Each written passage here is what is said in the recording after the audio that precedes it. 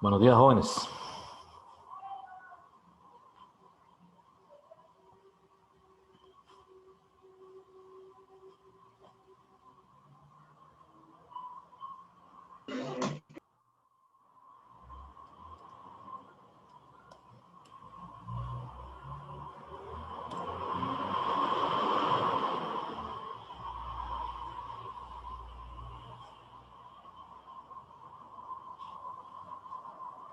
Sí, profe, se escucha.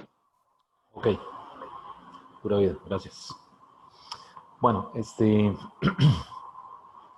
la clase de hoy vamos a cubrir el capítulo 21, que es el capítulo correspondiente a la segunda ley de la termodinámica.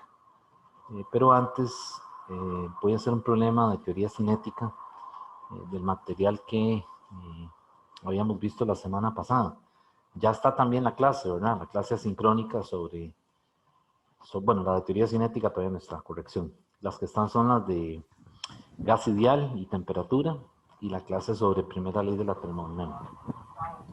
Ok, voy a leer el problema.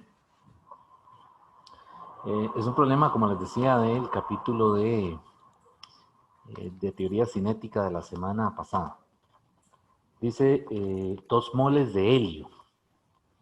Entonces, n igual 2. 2 moles de helio. La masa molar del helio es 4 gramos por mol.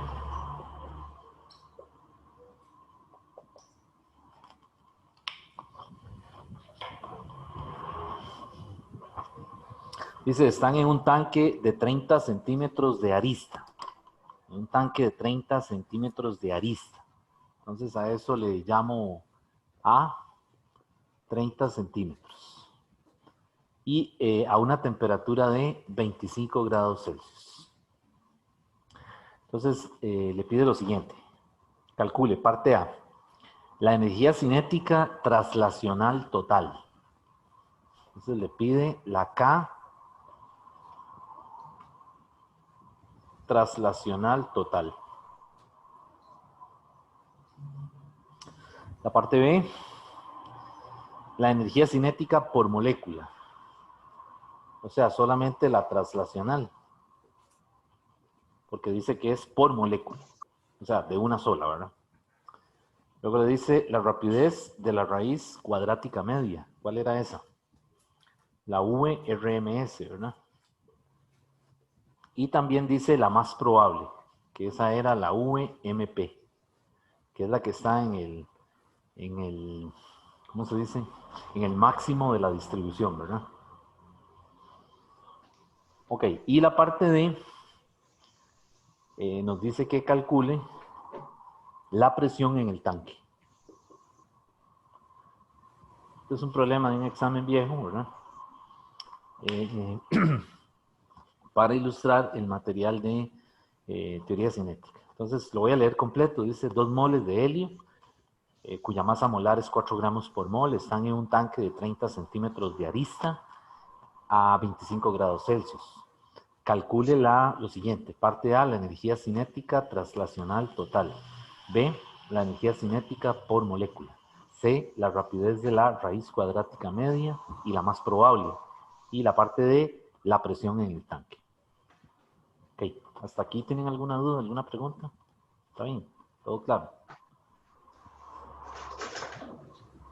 Ok. Bueno, entonces, lo primero en estos problemas, jóvenes, es que recuerden que tenemos que tomar en cuenta los grados de libertad. ¿De acuerdo? Entonces, vean que nos están diciendo que el átomo en este caso es helio. Recuerden que el helio, junto con todos los gases nobles, ¿verdad? Argón, criptón, xenón, radón, son gases inertes, ¿verdad? Cuya atomización son monoatómicos, ¿verdad? Entonces, si son monoatómicos, dijimos que podemos usar el modelo únicamente de traslación, que son 3 grados de libertad. ¿Verdad? Porque recuerden que hay igualdad de probabilidad que se muevan X, que lo hagan Y o que lo hagan Z. Entonces, esos son, recuerden el teorema de equipartición de la energía, ¿verdad? Lo que hace es que asigna un medio de KBT, en cada dirección, ¿verdad? Y al sumarlos, eso me da 3 medios de KBT. Ok, entonces vean, puede ser que sea una molécula de nitrógeno. Entonces, si es nitrógeno, ya es diatómica. Entonces, si ya es diatómica, recuerden que tiene, puede tener 5 grados de libertad o puede tener 7 grados de Puede ser, libertad. por favor. Perdón. Ok. Puede tener 5 grados de libertad o 7 grados de libertad. Recuerden que 3 grados de libertad son de traslación, más 2 grados de libertad son de rotación, más los otros 2 grados de libertad son de vibración. Entonces hay que tomar en cuenta eso, ¿verdad? En este caso es una molécula monoatómica, así que únicamente hay traslación. ¿Ok? Entonces, para la parte A, la K cinética, la K total de traslación, es únicamente usando esta fórmula, 3 medios de NRT. ¿Ok? Profe, Dígame. buenas, es Bueno, que veo aquí ahorita, ¿usted tiene bien la pantalla con vista del hablante? sí, ¿por qué? Ah, no, es que ¿La ve ya la tenía pequeña? diferente. Es, O sea, la ven en tamaño normal. bueno, no, El no email sé, también ha marcado como esa de 5200 y algo porque no sale es que, versión, profe, digamos, pero cuando cuando estaba revisando, acabo de abrirlo y me sale con tamaño pequeño. No sé si a usted le sale normal. Sí, déjeme ver. Es que no me dicen nada. El problema es ese, que no me dicen nada y entonces debería estar en vista, es decir, voy a cambiarlo un momentito para que vean la diferencia. En vista de galería. Ahí me deben ver pequeños. ¿De acuerdo? Y si yo pongo vista del hablante, yo tengo que sí, es aparecer en que primer plano. Así como estaba ahora, ¿verdad? Ah, no, profe, es que estoy viendo, eso ya es cosa de cada uno.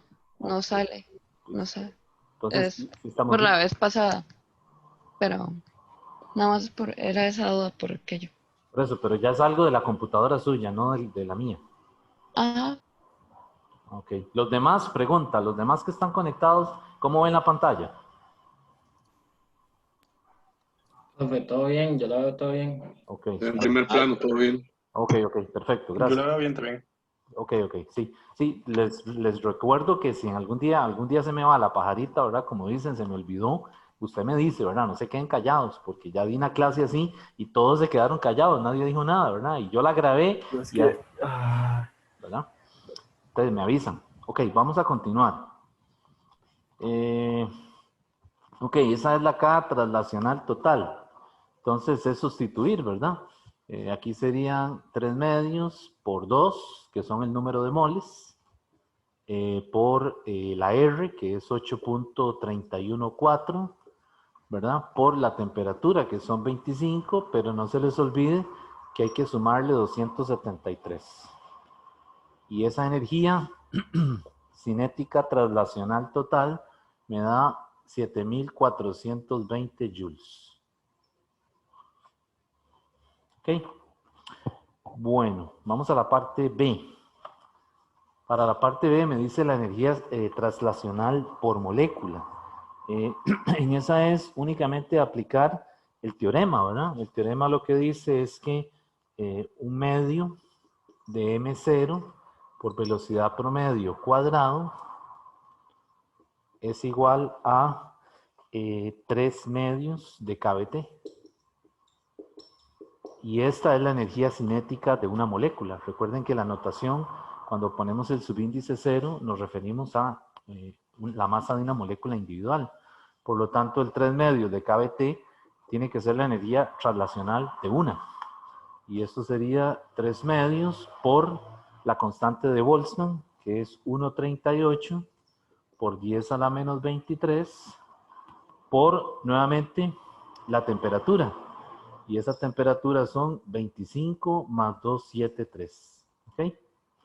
Y al evaluar eso, ya tengo la K traslacional de una molécula, que sería, a mí me dio 6.26 por 10 a la menos 21 joule. Vean que es muy baja, ¿verdad? En comparación con la energía cinética del gas, ¿verdad? Esta es la energía en el contenedor, ¿verdad? Donde está la masa total del gas. Bueno, entonces esa es la parte B. La parte C dice que calcule la RMS. Recuerden que la RMS sale también del teorema de equipartición, ¿verdad? O también sale de la distribución de Maxwell y Boltzmann, ¿verdad? Entonces, es aplicar esta fórmula para la parte C. La VRMS es la raíz cuadrada de 3kBT entre M0. O también puede ser 3RT entre masa molar. Entonces, lo que tenga uno a mano, ¿verdad? Más rápido. Pero se supone que con las dos le tiene que dar lo mismo, ¿verdad? Entonces, yo la hice con 3RT entre M. Entonces, ahí pongo 3 por 8.314 por 25 más 273 entre la masa molar. Y tengan cuidado que la masa molar está en gramos por mol. Entonces vean que eso hay que dividirlo entre 1000, ¿verdad? Para que me quede entonces, me quede en kilogramos por mol. Ok, entonces ya esto tiene unidades del SI, esto tiene también, está en Kelvin y esto también. Y esa velocidad me da 1360 metros sobre segundo. Ok. Profe, Dígame. es que tengo una duda porque la masa molar del helio es 4.0, como la puso ahí, Ajá. pero para el H2 debería ser 8, por estar diatómico. Exacto, pero el H2 es hidrógeno. Perdón, sí, helio. Lo siento. Ok, perfecto. Bueno, continuemos entonces. Lo que les iba a decir, jóvenes, es que vean que esta velocidad del helio es particularmente alta a una temperatura ambiente. Vean que 25 grados es la temperatura ambiente, más o menos en el Valle Central. Y esa velocidad está muy alta, ¿verdad? Entonces, ¿qué está pasando ahí? Que toda la energía cinética se está, digamos que, distribuyendo en traslación únicamente. Si nosotros hacemos este mismo cálculo con una molécula que hay que tomar en cuenta los grados de libertad por rotación, como por ejemplo el hidrógeno, que lo acaba de mencionar, Sergio creo, lo mencionó, la velocidad tiene que ser menor. Va a ser menor, ¿por qué? Porque esa es el teorema de equipartición le dice hay que distribuirlo. Antes era solo en traslación, que es el helio, pero después usted tiene que tomar en cuenta que hay rotación o hay vibración. Entonces, al usted coger esa energía y repartirla, se va a dar cuenta que la velocidad disminuye considerablemente. Y es lo que se observa experimentalmente, ¿verdad? En moléculas diatómicas que están a una temperatura ambiente. Bueno, y me pide también que calcule la velocidad más probable.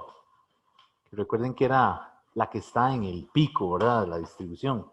Esa era derivando la función de distribución e igualando a cero, ¿verdad? Usando el criterio de la primera derivada. Y de ahí sale esa velocidad. Bueno, la fórmula es VMP, ¿verdad? Y es 2kBT entre M. Vamos a ver cuál puse yo, sí, entre M0. ¿Ok? Y esto pues a mí me da, arriba sería la constante de Boltzmann, 1,38 por 10 a la menos 23 por 25 más 2,73, que son 2,98. Y abajo es el M0. Y recuerden que el M0 es el peso molecular, perdón, sí, el peso molecular, lo dije bien, entre el número de Avogadro, que son 6.022 por 10 a la 23. Ya se equivocan en la calculadora, jóvenes, con los símbolos, perdón, con los signos, porque vean que aquí la constante de Boltzmann es 10 a la menos 23. Y la constante de Avogadro es 10 a la 23. ¿Ok? Entonces tengan cuidado con eso, porque algunas de las preguntas que están por ahí en la plataforma, es probable que hagan el cálculo con los signos de los exponentes al revés y ponen esa opción. Y si usted se equivocó, se encontró esa opción como la correcta y realmente es está incorrecta, ¿verdad? Bueno, no quiero decir que es una trampa. Lo que les quiero decir es que hay probabilidades de que aparezca una opción así, ¿verdad? Y si usted no tiene cuidado a la hora de, ¿verdad? Un dedazo en la calculadora va a marcar algo que está incorrecto. Ok. Bueno, entonces continuemos. La MP a mí me da, a mí me dio 1112.773 metros sobre segundo. Eso es 1113 para efectos de redondearlo a un número entero, ¿verdad? 1113 aproximadamente. Bueno, entonces, son muy parecidos, ¿verdad? Vean que andan en el mismo orden de magnitud para una misma temperatura. Solamente que la RMS siempre va a ser mayor que la MP y que la promedio, ¿verdad? Si aquí le dijeran que calcule la promedio, es 8 kBT entre pi por M0. ¿Ok? Entonces vean que la diferencia entre esas es raíz de 2, ¿verdad? La que sigue es ¿quién? Raíz de 8 sobre pi. Y la que sigue, ¿quién es? Raíz de 3. ¿Ok? Bueno, entonces vamos a continuar. La parte D del problema le dice que calcule la presión. Entonces vean que para presión tenemos que tener cuidado porque hay varias fórmulas para calcular presión, ¿verdad? Pero hay que fijarse qué tenemos de datos, ¿verdad? Porque, por ejemplo, en este problema nos están dando ya unos datos específicos y la idea es usar esos mismos datos, ¿verdad? Eso no quiere decir que no se pueda calcular por otra fórmula, pero es decir, la idea es tratar de usar lo que le dan en el problema, ¿verdad? Entonces aquí lo que quieren que se den cuenta es que el gas ideal en teoría cinética, P por V, es 2/3 de la K de la energía cinética traslacional total. Y yo creo que este libro no la tiene explícitamente. Sí la pone el survey, pero es decir, la pone como en 2 partes en el libro. Pero esto es lo que en teoría cinética fue uno de los éxitos más grandes, ¿verdad? Darse cuenta que P por V es 2/3 de la energía cinética traslacional total, ¿verdad? Quizás esta es la fórmula más emblemática, más significativa del éxito de la teoría, teoría cinética, ¿verdad? Ok, entonces, pues le está diciendo que calcule la presión. Pues lo que hago es que paso el volumen a dividir. Entonces sería 2/3 de la K traslacional total y abajo el volumen. ¿Y cuál es el volumen? De ahí le dicen que las moléculas están en una caja cúbica de arista 30 centímetros. Entonces aquí sería 2 por la traslacional total, que eran 7.420, dividido entre 3 por ¿quién? 0.30 a la 3, que es el volumen del cubo. Y eso me da 1.83, 2 por 10 a la, ya les digo, 1, 2, 3, 4, 5 pascales. ¿Ok? Entonces vean la magnitud de esa presión, ¿verdad? Si para compararla, vean que la atmosférica es 1.013 por 10 a la 5, ¿verdad? Vean que tiene el mismo orden de magnitud. Y es una caja de 30 centímetros cúbica, ¿verdad? A una temperatura de, ¿cómo se llama? De 25 grados. Entonces, ¿qué pasaría si aumentamos esa temperatura?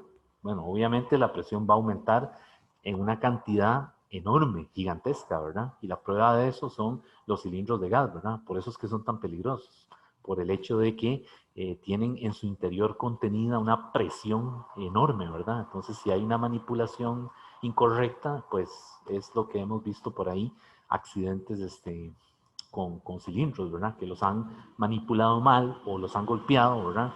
O las conexiones en las tuberías no están bien, hay escapes, ¿verdad? Entonces, lo que tiene uno ahí a la par de uno cocinando es una bomba de tiempo, ¿verdad?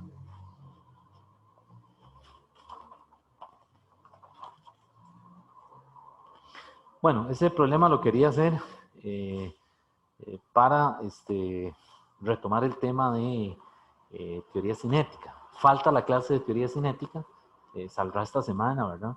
Pero como todavía no se va a evaluar, eh, le di prioridad a la clase de gas ideal y a la de primera ley, que ya están en la plataforma, ¿verdad? Profe, Ok. perdón, ¿puedo repetir eso último? ¿Qué es lo que le dio prioridad a los gases ideales por encima de qué? Es que para el quiz del domingo, el próximo domingo es el tercer quiz, en ese quiz entran el capítulo 18 y el capítulo 19. Entonces Ujú. ya están las clases asincrónicas de donde resuelvo problemas de esos dos capítulos. Y la que me falta de hacer es la de teoría cinética, pero todavía no la he hecho porque, es decir, todavía eso no lo van a evaluar. Ok, ok, gracias. O sea, tengo que hacer una clase de problemas de teoría cinética, que ya por ahí la estoy preparando, y una clase de problemas de segunda ley, que es lo que vamos a ver hoy. Aunque igual ustedes ven que en la plataforma hay un montón de clases, ¿verdad? Clases del semestre pasado, en donde diferentes profesores, ¿verdad? De la cátedra han hecho un montón de clases de todos los temas, ¿verdad? Entonces, por ejemplo, si, qué sé yo, si la clase mía de problemas no se entiende nada, o qué sé yo, no sé, o no se ve bien, lo que sea, todavía hay otras posibilidades de clases que están ahí para, para verlas, ¿verdad? Bueno, entonces vamos a entrar ahora sí, vamos a entrar al capítulo de segunda ley de la termodinámica. Ok, este capítulo, digamos que es el cierre, por decirlo de alguna manera, con lo que acabamos con el material de termodinámica. La segunda ley de la termodinámica es una de las leyes más importantes en física, ¿verdad? Tiene el mismo rango de importancia que, por ejemplo, la segunda ley de Newton, ¿verdad? Y es una ley que es más general, es decir, no solo se usa en termodinámica, ¿verdad? Sino que tiene implicaciones en otras áreas del conocimiento que no necesariamente están relacionadas con física. ¿Ok? Entonces, por ejemplo, para contarles rápidamente, los economistas hoy en día usan la segunda ley de la termodinámica para hacer análisis, digamos, de todo lo que tiene que ver con los cambios en la bolsa de valor, la bolsa esta de valores, la bolsa esta de Nueva York, o las bolsas en general, ¿verdad? Eh, Porque las funciones asociadas con la entropía, que es la cantidad que vamos a ver hoy, pues como les digo, tienen aplicaciones no solo a sistemas físicos como gases, ¿verdad? Sino que se pueden usar en otras áreas, ¿verdad? Entonces la segunda ley de la termodinámica es decir, tiene un montón de aplicaciones, ¿verdad? Por otro lado. Ok. Es lo último que vamos a ver del capítulo, ¿verdad? Es decir, en realidad vamos a comenzar viendo otras cosas que están relacionadas con esta ley. Entonces, lo primero que vamos a comenzar a ver es las máquinas térmicas. Ya nosotros vimos eh, que existe un proceso que se llama el proceso cíclico, ¿verdad? Entonces, ahora nosotros queremos aplicarle ese proceso cíclico a un motor, ¿ok? Entonces, ustedes saben que los motores funcionan como en un ciclo, es decir, tienen cierta regularidad, ¿verdad? Y efectúan los mismos movimientos. Por ejemplo, los pistones dentro de un motor de combustión interna efectúan los mismos movimientos siempre. Es decir, hacen un ciclo y funcionan bajo ese ciclo. Entonces, los motores se diseñaron precisamente estudiando los diagramas PV que vimos en el capítulo de la primera ley, aplicándole un ciclo al funcionamiento de un motor, ¿verdad? Entonces, todos los motores, ¿verdad? Funcionan de esa manera, incluida la máquina de vapor. Solamente que la máquina de vapor es un motor de combustión externa. Hay motores de combustión interna y externa. ¿Cuál es la diferencia? Bueno, el motor de un automóvil normal es un motor de combustión interna, porque usted no ve los mecanismos funcionando directamente, sino que están tapados por una coraza que es, digamos, la armazón del motor, ¿verdad? Pero, por ejemplo, una máquina de vapor se llama que es de combustión externa porque usted ve todos los dispositivos, qué sé yo, los engranajes, las bielas, ¿verdad?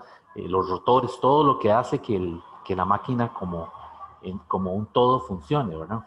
Entonces esa es la diferencia, ¿verdad? Sin embargo, los ciclos se pueden aplicar a ambas situaciones, ¿verdad? A ambos casos, un motor de un automóvil o un motor de una máquina de vapor, ¿verdad? Bueno, entonces en los motores, en las máquinas térmicas o motores térmicos, queremos calcular la eficiencia, que la vamos a llamar con la letra E minúscula. Y la eficiencia está definida como el trabajo que efectúa la máquina, valor absoluto, entre el QH. Ya les voy a decir qué es esto. El QH, valor absoluto.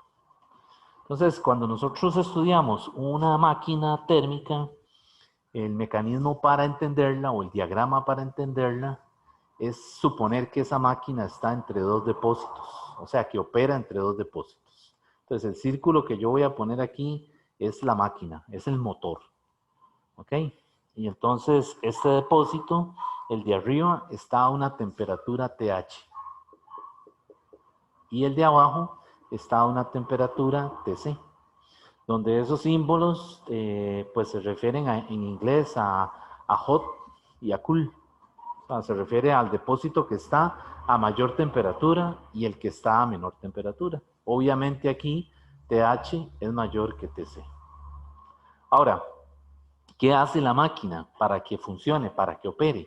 Ella lo que hace es que extrae calor del depósito que está a mayor temperatura y cede calor al depósito que está a menor temperatura. Entonces el absorbido es el QH y el cedido al ambiente, a los alrededores de donde está la máquina operando, es el QC. Okay, entonces cuando prenden un carro, ¿qué pasa? La gasolina, que es la energía química, que se convierte luego en energía mecánica, ese motor, digamos, todas sus partes se calientan, ¿verdad? Es decir, hay un aumento en la temperatura cuando está operando, cuando está funcionando, ¿verdad? Y parte de ese calor absorbido se usa para efectuar un trabajo mecánico, el trabajo que hace la máquina. Y una parte es cedida, es decir, sale fuera del motor. Y eso es lo que observamos, ¿verdad? Cuando usted tiene, es decir, cuando enciende un carro y se va por ahí a dar una vuelta, pues obviamente efectúa un trabajo mecánico porque se desplaza, pero también va a notar que las partes de la máquina, la tapa del motor, ¿verdad? Donde está el motor, se calentó, ¿verdad? Eso es el QC, es decir, el calor que cede la máquina al ambiente, a los alrededores. Profe, Dígame. esa Q de ahí arriba es una Q con H mayúscula y la de abajo de la eficiencia Sí, es una se Q me con H olvidó. minúscula. Es que el libro usa H minúscula, pero yo le pongo H mayúscula. Es que las puse distintas.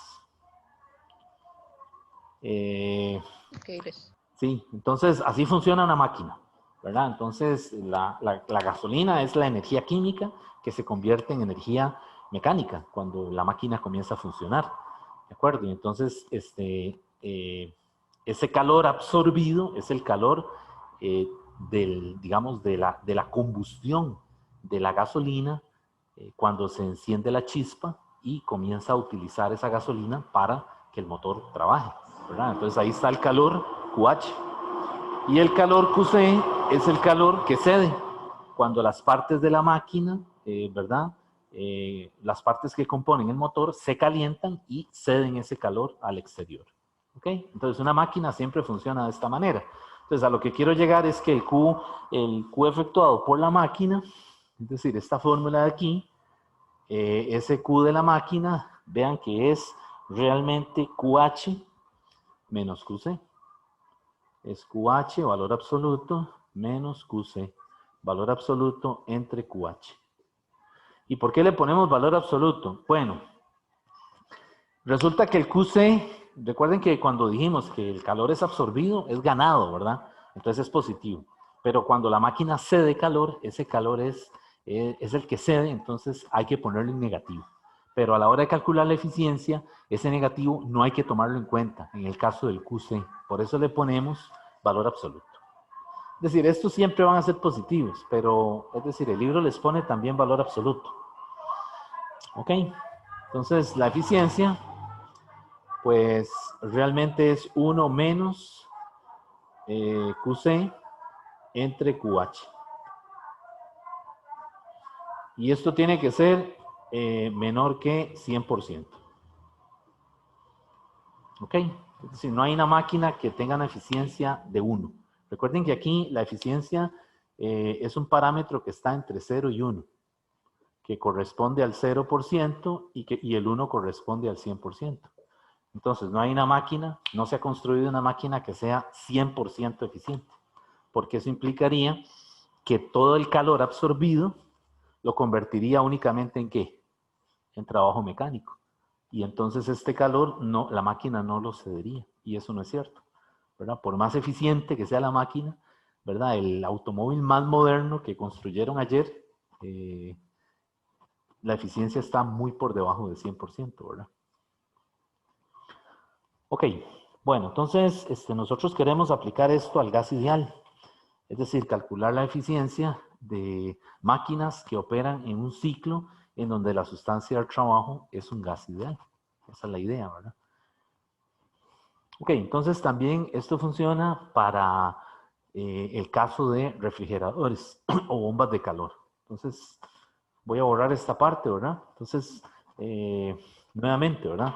La eficiencia de una máquina, usted la calcula como el trabajo que efectúa la máquina entre el QH, valor absoluto. O sea, que si ese trabajo usted lo calculó y le dijeron que es negativo, por ejemplo, que esto fueran menos 12 Joule, que le dan el dato, usted tiene que ponerlos positivos a la hora de hacer este cálculo. Entonces, eso significan los valores absolutos aquí y en esta fórmula. ¿Okay? Y la otra cosa, recuerden, jóvenes, que el trabajo que efectúa la máquina es también el delta K. No se les vaya a olvidar eso, ¿verdad? Es decir, ese trabajo también es el trabajo neto. Y recuerden que el trabajo neto es igual a cambio de energía cinética, ¿verdad?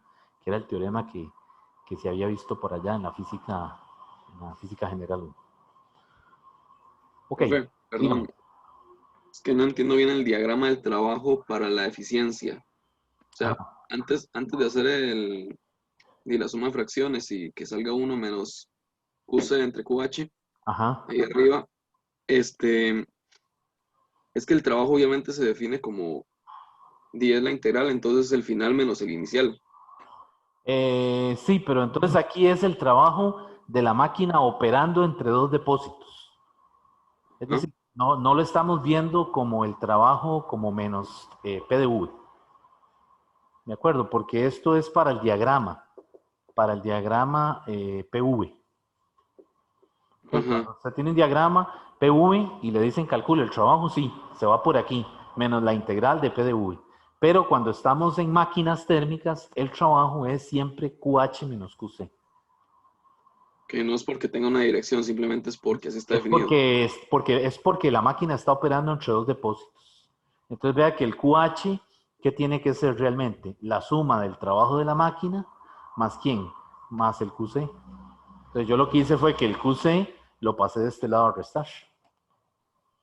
Ah, ok. ¿Okay? Profe, Dígame. es digamos el calor original menos el perdido por por la máquina. Correcto, es el Porque la máquina absorbido la menos absorbió. el trabajo, es el absorbido menos el cedido. Ese va a ser el trabajo neto, Ok, gracias. con valor absoluto, ¿verdad? Nuevamente, ¿verdad? Por aquello de que este QC puede ser negativo, ¿ah? Entonces, si usted calcula, este siempre va a ser positivo, pero este QC puede ser que sea menos 30 Joule. Y si usted puso menos con menos le va a dar más y eso está mal.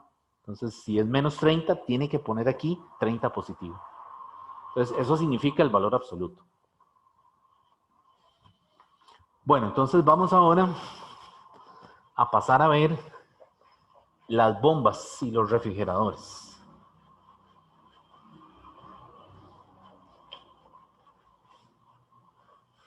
Entonces, la sección que sigue son bombas de calor y refrigeradores.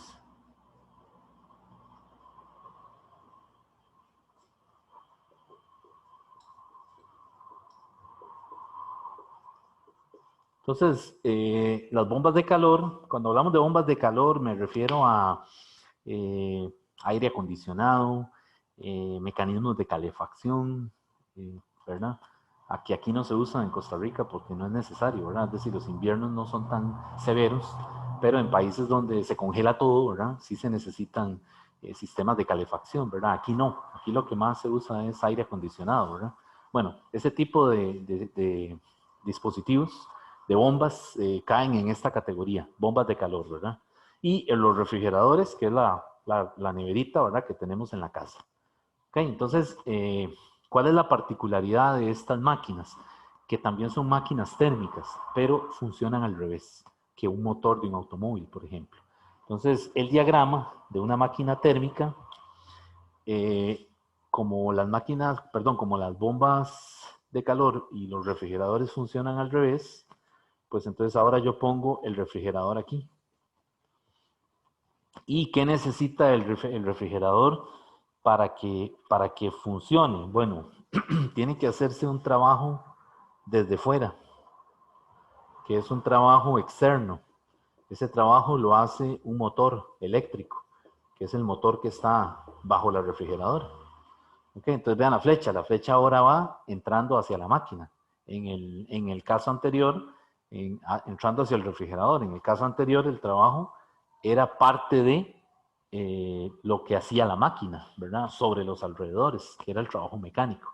Ahora entra y ahora hay un calor QH que es cedido a un depósito a una temperatura mayor, TH, y un calor que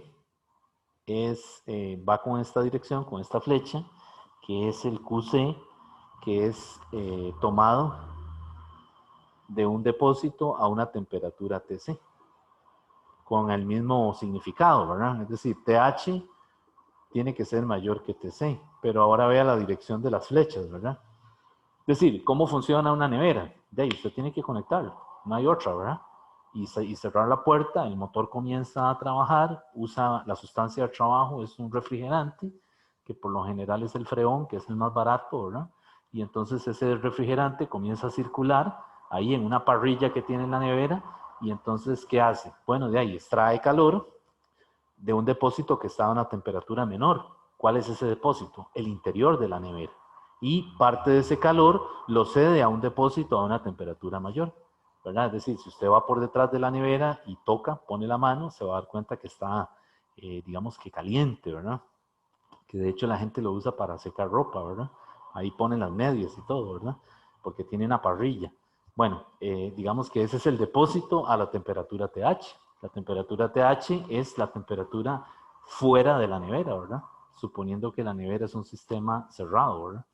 Por eso es que si usted deja la nevera con la puerta abierta, el motor va a comenzar a trabajar porque va a intentar con el sensor enfriar todo, ¿verdad? Entonces ahí es donde viene el consumo desmedido de electricidad, ¿verdad? Entonces, si usted se le olvidó y dejó la puerta abierta en la noche de la nevera, otro día, ese motor está, ¿verdad? Intentando enfriar todo lo que el sensor le diga, ¿verdad?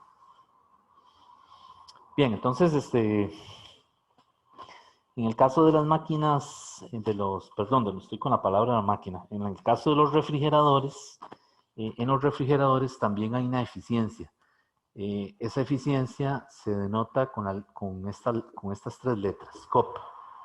El COP quiere decir el coeficiente de operación. Y hay dos, uno de enfriamiento, que es el QC, entre W, que es el trabajo que efectúa el motor. Este es enfriamiento. Y está el COP, que es en modo calentamiento. Entonces arriba es QH y abajo es el W. Y siempre con valor absoluto, ¿verdad? Eso quiere decir que este coeficiente no puede ser negativo. Y ahora el COP es mayor o igual que 1. Y bueno, aquí el tope lo dejo abierto porque, es decir, el menor valor de un coeficiente de operación tiene que ser 1. Entonces, por ejemplo, las neveras de las casas, esas refrigeradoras domésticas, los coeficientes de operación andan en 3, 5, ¿verdad? Dependiendo ya del motor que tenga, ¿verdad? Esas neveras que venden por ahí, realmente lo que cuesta es el motor como tal, ¿verdad? Porque lo que estamos pagando es por la potencia del motor, no por lo bonita que se vea la nevera por fuera, ¿verdad? Pero si son neveras ya industriales, por ejemplo, las que usan en PriceMart o en esos supermercados que son gigantescas, ¿verdad? Los coeficientes de operación andan en 15, 20, ¿verdad? Porque ya son motores gigantescos, ¿verdad? Para enfriar una recámara que tiene las dimensiones de un almacén, ¿verdad? Entonces aquí lo que cuenta a la hora del coeficiente de operación es la potencia del motor. Ok, entonces vean que tanto la E, la eficiencia de la máquina térmica, como el COP, el coeficiente de operación de un refrigerador, no tienen dimensiones, son adimensionales. Ok, entonces en una máquina puede ser que sea 0.45, que equivaldría a 45%. Y en una nevera puede ser que sea 2.5. ¿Ok? Entonces siempre son mayores o al menos 1, es el primer valor. Es decir, no puede haber un coeficiente de operación menor que 1. Precisamente por estas razones, ¿verdad? En estas razones no puede haber algo que sea menor, o sea, que comience con 0.15 o algo así, por la magnitud de estas cantidades, ¿verdad? Bueno, ese es el caso de los refrigeradores. Entonces, en las preguntas de examen, pues lo que hay que fijarse es qué está haciendo el refrigerador, ¿verdad? Es decir, si está en modo calentamiento, ¿verdad? O si está en modo enfriamiento. Este es enfriamiento, este es calentamiento. ¿Okay? Entonces, por lo general, la redacción lo dice, ¿verdad? O le sugiere, porque también vean que esto sigue siendo el absorbido. ¿Ok? O sea, hay que interpretar esos calores ahora.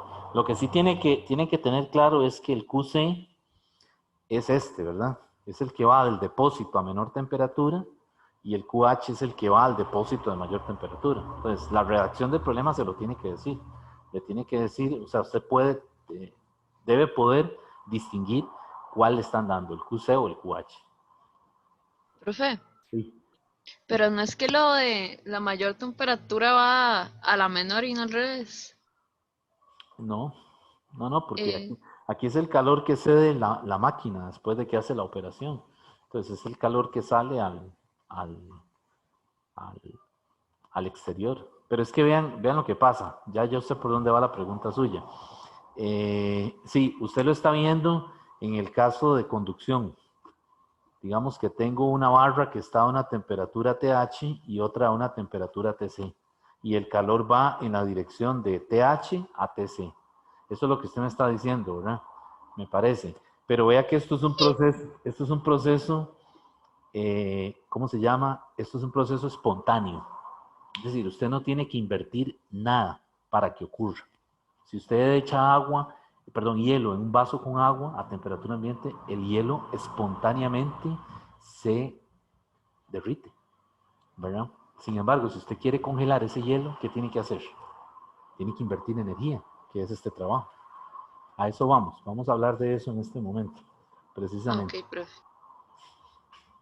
Sí, no confundan, ahora que María lo dice, qué bueno que lo comentó, no confundan conducción con la operación de las máquinas de los refrigeradores, porque es muy común que se confunda. ¿Ok? Entonces, vamos a eso. En termodinámica tenemos que distinguir dos tipos de procesos. Los procesos reversibles y los procesos irreversibles. ¿Ok? Entonces, un proceso reversible es un proceso ideal. ¿Ok? Eso quiere decir que no es cierto. Es decir, es un modelo hipotético, ¿verdad? Como el gas ideal. ¿Ok? Entonces, los procesos irreversibles se trabajan en ciclos, ¿verdad? Y un proceso irreversible es un proceso real. ¿Ok? Un proceso irreversible ocurrió y no hay forma de volverlo a poner en la situación original. Ejemplo, en este caso, el ejemplo de la mezcla de agua con hielo. Si yo tengo un vaso con agua y echo hielo, el hielo se comienza a fundir de forma espontánea. Es decir, uno no tiene que hacer nada para que ese hielo se comience a fundir. Simplemente es echarlo y enseguida comienza a ver el proceso. ¿Ok? Entonces, los procesos irreversibles decimos que son reales y son también espontáneos. Cuando hablamos de espontáneo en física, nos referimos a que usted no tiene que invertir energía en el sistema para que eso ocurra. ¿Ok? Mientras que los procesos reversibles no son espontáneos. Es decir, hay que invertir. Hay que invertir energía para que ocurran. ¿Ok? Entonces, un ejemplo de un proceso reversible es el caso de la máquina del refrigerador. ¿Verdad? El refrigerador, si usted lo desconectó, ¿verdad? De simple y sencillamente se comienza a descongelar todo lo que está en el interior y permanecerá un tiempo a una temperatura baja, pero eventualmente dejó de operar, es decir, dejó de recibir ese trabajo que efectúa el motor eléctrico, simple y sencillamente ya no enfría más, ¿verdad? Eso es un proceso reversible, porque cuando usted vuelve a enchufar el refrigerador, él nuevamente comienza con su ciclo de operación, ¿ok? Pero usted tiene que invertir energía, ¿de acuerdo? En cambio, un proceso irreversible es el caso de la conducción. Cuando pasa calor de un depósito que está a una temperatura mayor hacia otro a una temperatura menor, es un proceso irreversible, ¿verdad? Es decir, usted no puede hacer que el calor fluya en sentido contrario. Es decir, uno no puede echar hielo en el agua y esperar que congele el agua. Lo que se ve espontáneamente es que el hielo se funde. Sin embargo, si usted quiere convertir esa agua en hielo, ¿qué tiene que hacer? Bueno, tiene que someterla a un proceso reversible, que sería coger el vaso o el recipiente con el agua, colocarlo en la nevera y que el motor haga su trabajo eléctrico, ¿verdad? Para que congele esa agua. Eso es un proceso reversible, ¿verdad? No es espontáneo. ¿Por qué? Porque hay que invertir energía para que eso ocurra. ¿Ok? Entonces, en física nos interesa mucho distinguir los procesos que son reversibles de los que no lo son, ¿verdad? Los procesos reversibles son ideales. Es decir, tiene que haber algún mecanismo externo que ponga a ese sistema a operar en un ciclo para poder ver ese mecanismo de que se repite, ¿verdad? Y los procesos irreversibles son reales, ¿verdad? Es decir, ocurren espontáneamente y no hay forma de volver atrás. Es decir, no hay forma de volver a poner ese sistema en la situación en la que estaba inicialmente. Bueno. Ok, entonces, vamos a ver los postulados de la segunda ley.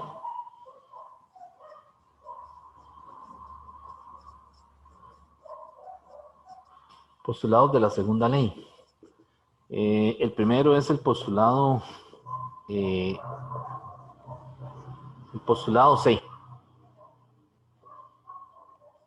A esa le dicen la segunda ley de la termodinámica, el enunciado de Clausius. Son postulados o enunciados, ¿verdad? El enunciado C es el enunciado de Clausius. Es decir, es una forma de enunciar la segunda ley de la termodinámica desde el punto de vista de los refrigeradores. Es decir, de cómo opera un proceso que es reversible. ¿Ok? Entonces, el postulado lo que dice, lo leo de aquí del libro y luego lo voy a explicar. Dice, es imposible construir una máquina cíclica cuyo único efecto sea transferir energía de manera continua por calor desde un objeto a otro a una mayor temperatura sin la entrada de energía por trabajo.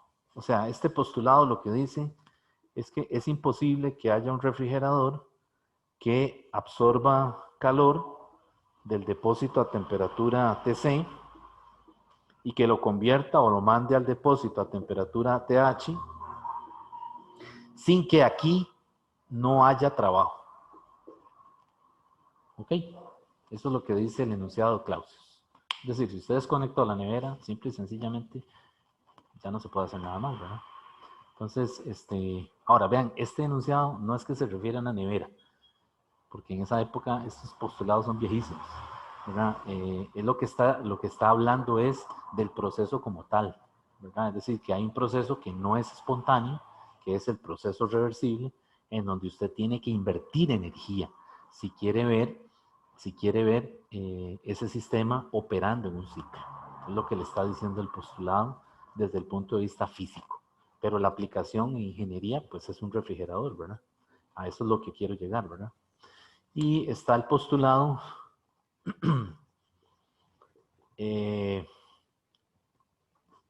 KP. Este es el postulado de Kelvin-Planck. Ese es otro punto de vista. Ellos lo que dicen es que, esto es para motores. Ellos lo que dicen es que si yo tengo un motor, una máquina, entre dos depósitos, es imposible que la máquina, todo el calor absorbido, el QH, lo convierta únicamente en trabajo mecánico. Y que aquí, al exterior, no haya, no se ceda calor el QC. Es decir, este postulado lo que le dice es que no existe una máquina térmica que convierta todo el calor absorbido, ¿verdad? Producto de la combustión digamos, del combustible que esté usando, lo convierta íntegramente en trabajo, ¿verdad? Es decir, siempre va a haber una parte de ese calor que se cede, ¿verdad? Que es perdido o que termina en las partes de la máquina que se calientan. ¿Okay? Entonces, nuevamente, no es que ellos hicieron el postulado pensando en un motor, sino que ahora ellos están estudiando lo mismo, un proceso que sea reversible, en donde haya que poner un sistema a trabajar en un ciclo, de forma periódica. ¿Ok? Entonces, no es posible que esa máquina absorba todo el calor, ¿verdad? Y lo convierta en trabajo, sino que hay una parte siempre que se va a ir a las componentes de la máquina por calentamiento. ¿Ok? Y la aplicación es una máquina, es decir, es un motor por ejemplo, un motor de una máquina térmica. Bueno, esos son los postulados de la segunda ley. Hay más postulados, es decir, la segunda ley tiene varias formas de enunciarse, dependiendo de lo que se quiera estudiar de ella. Entonces aquí, en este capítulo, le dan los dos enunciados, el de Clausius y el de Kelvin-Planck. El de Clausius, nuevamente, está asociado con refrigeradores. ¿Ok? Con la imposibilidad de que un refrigerador funcione si el motor eléctrico no efectúa el trabajo. Y el postulado de Kelvin-Planck está asociado con los motores, con la imposibilidad de que todo el calor absorbido del depósito a temperatura TH se convierta íntegramente en trabajo. Entonces vean que los postulados están, cuando ustedes los leen ahí, están planteados desde el punto de vista de esa palabra, la imposibilidad. Es decir, la nula probabilidad de que ocurra eso. ¿Okay? Esa es, digamos, la esencia de esos postulados. ¿Preguntas?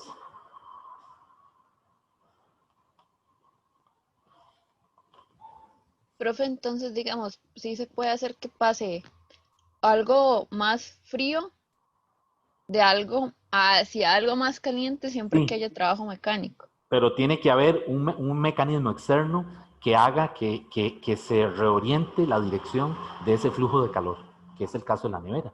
La nevera lo que hace es que saca el aire caliente de su interior para que se enfríe, para que se refresque, como un aire acondicionado, ¿verdad? Cuando usted prende el aire acondicionado, eso es lo que hace, extrae el calor del interior y entonces usted nota o tiene esa sensación de frescura, ¿verdad? Realmente lo que hizo fue sacar el aire caliente, pero entonces tiene que haber un motor que haga ese trabajo. Entonces ya ese proceso no es espontáneo, es un proceso, por decirlo de alguna manera, forzado. Es decir, usted lo está poniendo a trabajar en un ciclo para que ocurra. ¿Está bien? Ok, profe. Sí, Profe, y otra pregunta, así nada más por curiosidad. sí. Digamos, cuando alguien pone la ropa en un refrigerador, ¿eso no afecta el proceso de la máquina? No, no, porque es un calor, es un calor externo que ya la máquina se dio. O sea, ya fue extraído, el motor fue el que hizo el trabajo, ¿verdad? Y eso ya no va a afectar en nada, ¿verdad? Hace unos años las refrigeradoras muy viejas sí, sí las dañaba porque no tenían una parrilla, ¿verdad? Entonces la gente ponía las cosas ahí, pero ahora si ustedes ven esas refrigeradoras, las nuevas tienen una parrilla atrás. Esa parrilla permite eso, permite digamos, que no haya sobrecalentamiento en la nevera, ¿verdad? Y la gente obviamente lo utiliza para eso, ¿verdad? Ya se dio cuenta de que ahí puede secar ropa, ¿verdad?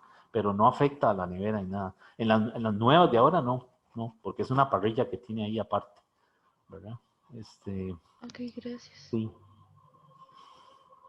Sí, yo siempre les digo, siempre les doy el ejemplo del cuarto, ¿verdad? El cuarto de uno se desordena fácilmente, ¿verdad? Es un proceso espontáneo y es un proceso irreversible.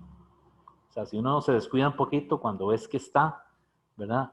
Pero ordenarlo es el proceso reversible. Entonces ahí hay que invertir energía, ¿verdad? Tender la cama, guardar los zapatos, doblar la ropa. Entonces yo siempre les pongo ese ejemplo, ¿verdad?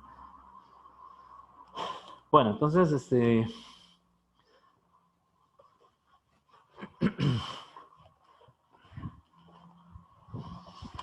vamos ahora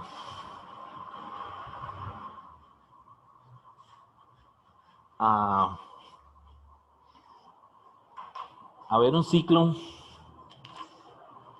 que es muy conocido en física y ese ciclo opera en una máquina que se llama la máquina de Carnot.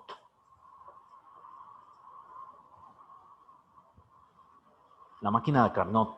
Entonces, un ciclo que opera en una máquina de Carnot, o al revés, mejor, una máquina que opera en un ciclo de Carnot es la máquina más eficiente que hay. Es decir, ninguna otra máquina real va a tener una eficiencia mayor que la eficiencia de la máquina de Carnot. Entonces, la máquina de Carnot en un diagrama PV se compone de dos isotermas y dos adiabáticas. Recuerden que las adiabáticas son más pronunciadas, ¿verdad? Que las isotermas. Entonces, ese es un ciclo de Carnot. Entonces, si los numero aquí, si este punto es 1, este es 2, este es 3 y este es 4. Entonces, de 1 a 2 es isotérmico, con una temperatura que opera en el depósito TC, la temperatura más baja. Entonces se imaginan la máquina, ¿verdad? El depósito, la máquina, el motor, operando entre los dos depósitos. Entonces este está TH y este está TC. Entonces de 1 a 2 es isotérmico, en donde todos esos puntos tienen la temperatura TC, que es el depósito más frío. ¿Ok? Y luego de 3 a 4, se me olvidaron las flechas, ¿verdad? Recuerden que en los diagramas PV tienen que ir las flechas. De 3 a 4 es isotérmico también. Y este depósito es el que opera a la temperatura TH. Entonces, las isotermas, entre más arriba vayan, mayor es la temperatura. O sea, si yo tengo un diagrama en donde tengo, porque por ahí vi una pregunta así conceptual, le dan una figura así, ¿ok?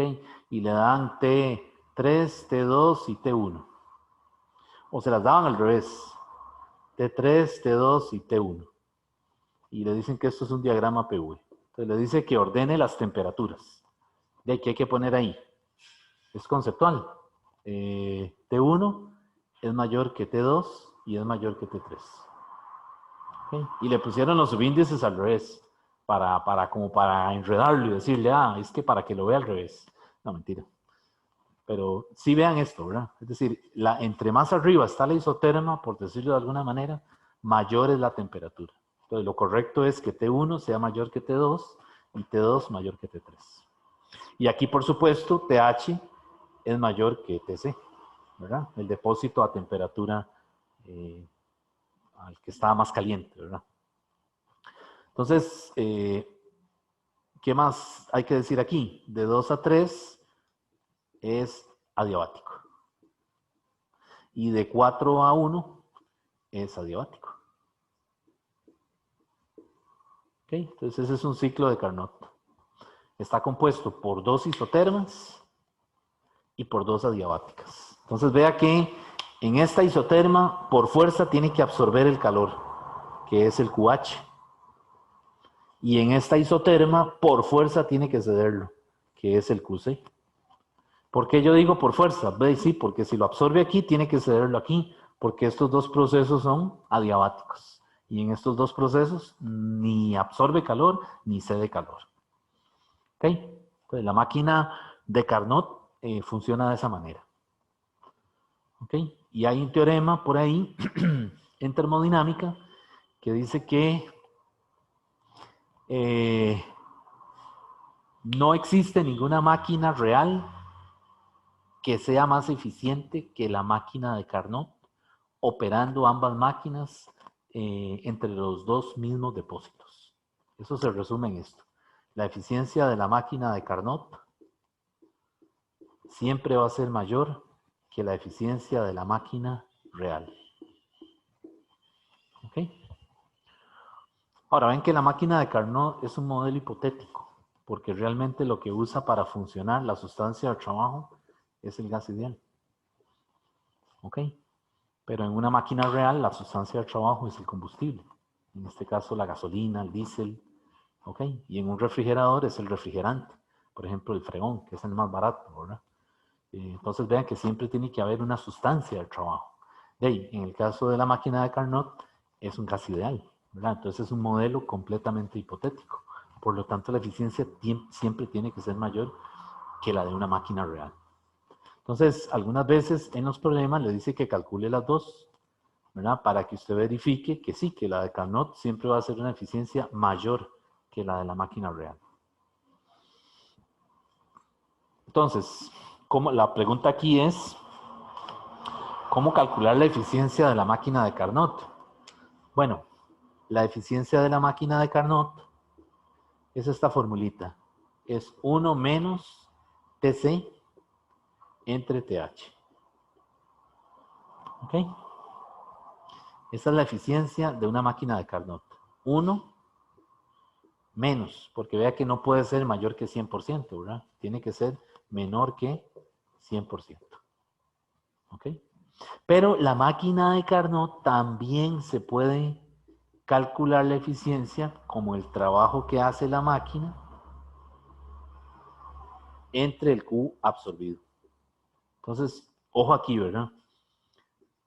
Es decir, la máquina de Carnot, usted puede usar esas dos fórmulas, ¿verdad? La que tenga, o sea, los datos que tenga a mano. Si a usted le dan el calor, el trabajo que hace la máquina de Carnot, y le dan el calor absorbido en una máquina de Carnot, de ahí, úselo para calcular la eficiencia. Pero si le dan las temperaturas, pues entonces va por aquí, 1 menos TC sobre TH.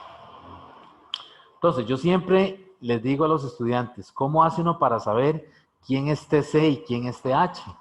Porque algunas veces usted tiene más temperaturas de la cuenta, ¿verdad? Es decir, cuando usted trabaja con un ciclo, realmente tiene 4 puntos, ¿verdad? Si es un diagrama donde hay 4 procesos, pero no necesariamente le van a dar siempre la máquina de Carnot. Es decir, le pueden dar cualquier otro ciclo. Entonces, ¿cómo hace uno para saber, verdad? Por ejemplo, le podrían dar un ciclo así, una isocórica, una isotérmica, una otra isocórica y una isobárica.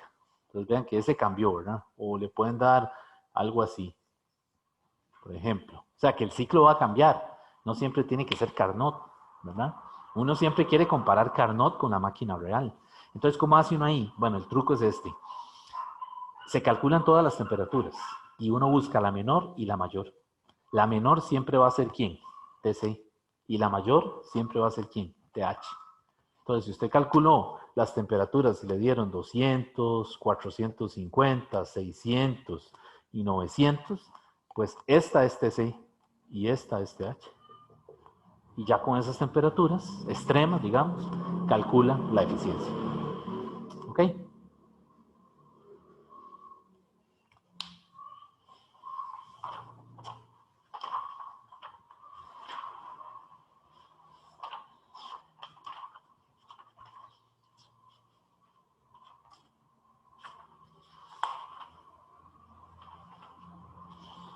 Bueno.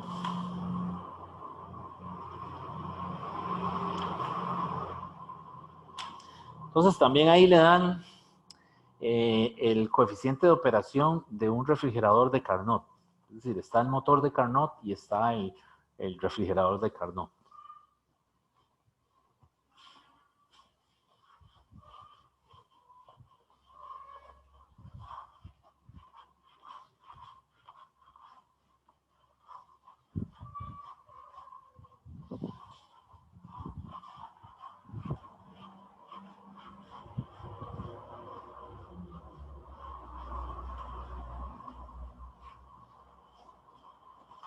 Entonces, el refrigerador de Carnot.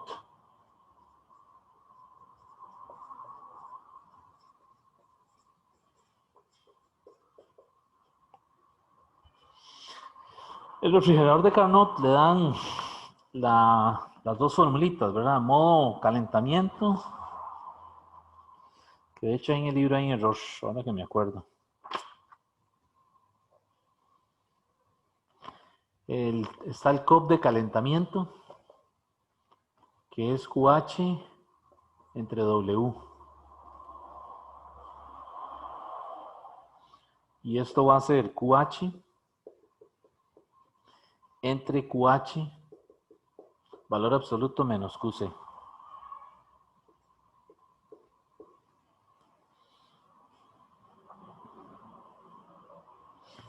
Y esto también es TH entre TH menos TC.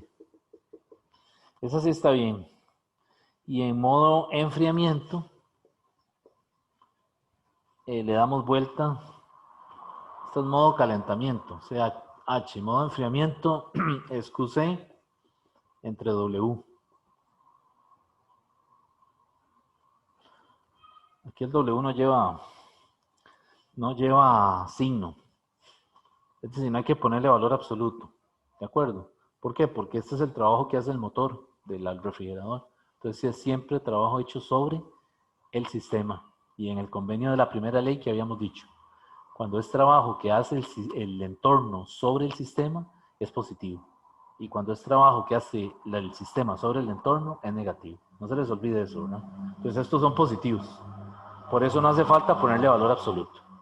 Pero en el libro a lo que iba es que hay un error, dice modo calentamiento. En los dos dice modo calentamiento. Y este es modo calentamiento y este es modo de enfriamiento. Entonces este es DL es TC entre TH menos TC. ¿Ok? Entonces el error que hay ahí es que el que dice modo calentamiento, para este caso es realmente enfriamiento. Entonces aquí tengo las eficiencias, digo los coeficientes de operación para un refrigerador de Carnot.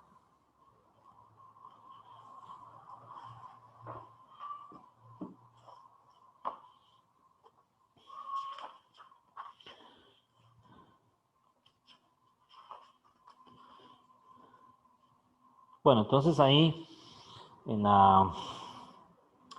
el libro también le habla de dos ciclos muy famosos, que son el ciclo Diesel y el ciclo Otto.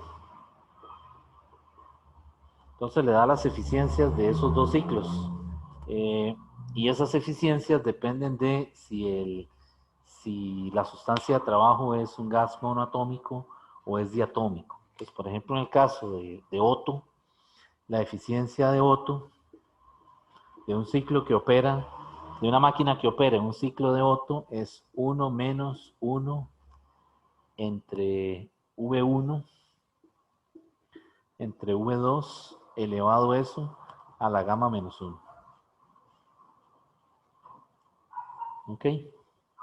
O lo ponemos así, 1 menos V1, V2, lo voy a poner arriba, y aquí arriba escribo 1 menos gamma. Entonces vean que esto tiene que ser menor que 100%.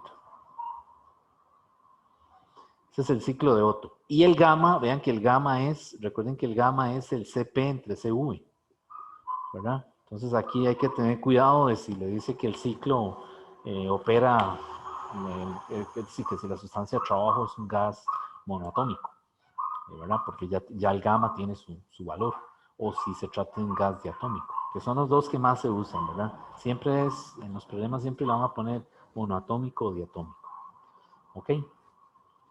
Y en el caso del ciclo diésel, también hay una eficiencia, pero aquí en el libro no la pusieron, solamente lo comentan, pero no la ponen. Realmente estas fórmulas no hay que sabérselas de memoria, porque es decir, no se lo van a preguntar así, si no le van a poner un problema, bueno, puede ser que venga uno así, de marque con X, que sea algo en donde le dicen, bueno, se trata de un ciclo de Otto, entonces calcule la eficiencia, entonces bueno, aquí está la formulilla. Esta V1 y V2 se refiere se le llama la razón de compresión, ¿verdad? Y tienen que dárselas para poder calcular la eficiencia. Ahora que estamos en esta modalidad de marque con X, podría ser que venga una pregunta así, ¿verdad?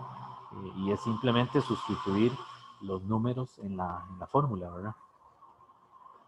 Pero cuando es un problema de desarrollo, cuando estamos en exámenes presenciales, más bien le dan el diagrama, o sea, el diagrama PV, y le dice que se trata de un ciclo de Otto, por ejemplo. Pero entonces le da los procesos, le da el diagrama para que usted ya trabaje en ese diagrama, ¿verdad? Calcule los calores, calcule la presión, el volumen, la temperatura, etcétera, en cada punto del ciclo.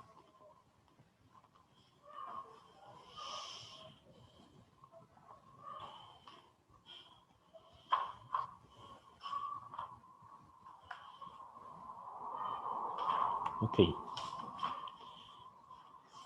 Bueno, entonces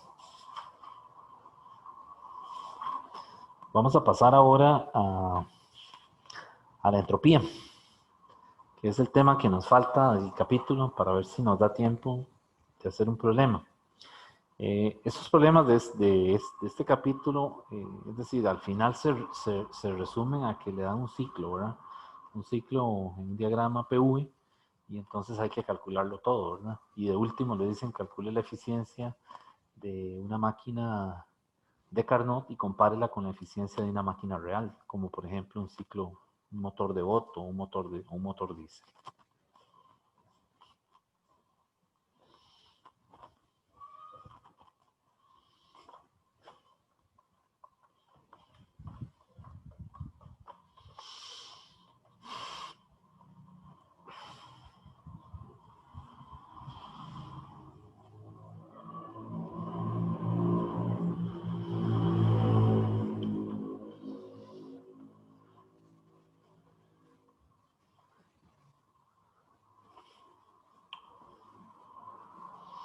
Bueno, entonces les decía que ahora lo que vamos a ver es la entropía.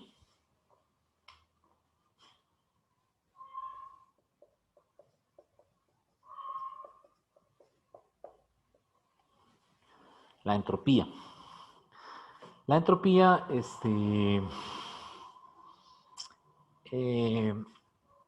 una función de estado en termodinámica. ¿Por qué le llaman una función de estado? Es igual que la energía interna. Solamente depende del estado inicial y del estado final, ¿verdad? Para calcular, por ejemplo, el cambio de la entropía. Y aquí a nosotros nos interesa calcular, bueno, la entropía se denota con la letra mayúscula S, ¿ok? Pero lo que nos interesa calcular es el cambio de la entropía. Entonces, el cambio de la entropía siempre va a ser la entropía final menos la entropía en el estado inicial. Entonces vean que en eso se parece mucho a la primera ley, ¿verdad? La primera ley que dice, el cambio de la energía interna tiene que ser igual a ¿qué? A la energía interna final menos la energía interna inicial. Entonces por eso ambas se les llaman funciones de estado. Porque únicamente dependen del estado inicial y del final, y no del proceso que se llevó a cabo para ir de I a F. Es decir, en la entropía y el cambio de energía interna, yo puedo tener un estado inicial que es una curva, o puede ser una línea recta, o puede ser otra cosa así, ¿verdad? Entonces, la trayectoria no importa, ¿ok? Para calcular el cambio de entropía, la trayectoria que se lleva a cabo no importa. O sea, no importa si es isobárico, si es isocórico, ¿verdad? Es decir, lo que importa es el estado inicial y el estado final. ¿Ok? Bueno, entonces, ¿cómo vamos a calcular ahora la entropía? La entropía yo la puedo calcular con la definición que dio históricamente Clausius, ¿verdad? Y esa definición es la que aparece en la página 574 del libro. Esa definición de Clausius dice que el diferencial de entropía, el ds, esa D minúscula es un diferencial, es igual a el diferencial de calor entre tiempo. Esa es la definición original que usó Clausius para calcular la entropía. O sea, él es el que, digamos, que presentó o formuló esa función, ¿verdad? Allá por el 1870, más o menos, ¿verdad? Hace ya bastante tiempo, ¿verdad? Por ahí estaba leyendo, como un paréntesis, la teoría cinética se desarrolló entre 1857 y 1880. ¿Ok? O sea, ahí es donde alcanza el auge, ¿verdad? El punto máximo, ¿verdad? Cuando ya aparecen las distribuciones, la función de distribución.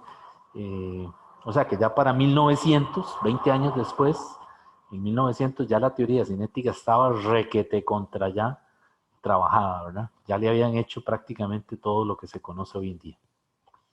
Y en esa misma época, ¿verdad? En 1860, 1870, Clausius propone esta definición en termodinámica. Entonces, esta es la definición que vamos a usar para calcular el cambio de entropía.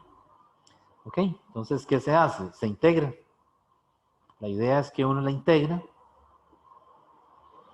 desde el estado, ¿cómo lo ponen ahí?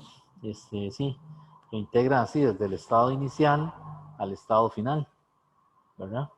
Y esto es la integral de dq entre t, del estado inicial al estado final.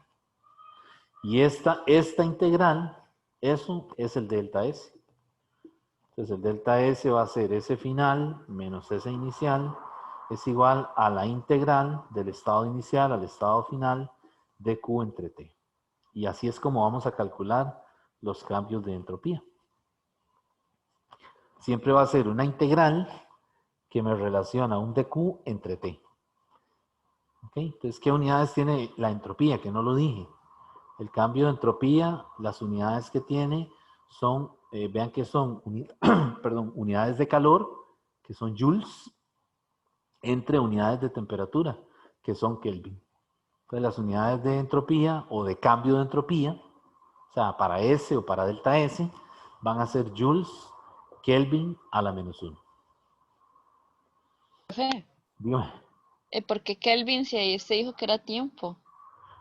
No, yo dije que era tiempo. Sí, Uy, no. No, no, es temperatura. ok. Sí, sí, aquí abajo es temperatura. Temperatura en Kelvin. Si dije tiempo es que se me cruzó en otro curso.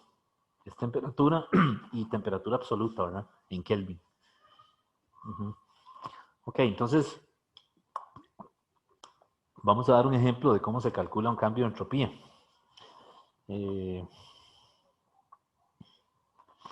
Por Profe, ejemplo, entonces ahí es una temperatura constante también. no, podría ser que sí, pero esos son los casos que vamos a ver ahora. Es decir, esta T puede ser parte de la integración o puede ser que le digan que es un proceso isotérmico. Y entonces, si es isotérmico, la temperatura saldría fuera de la integral. Ok, profe. Pero también podría ser parte de la integral. Vamos a dar un ejemplo.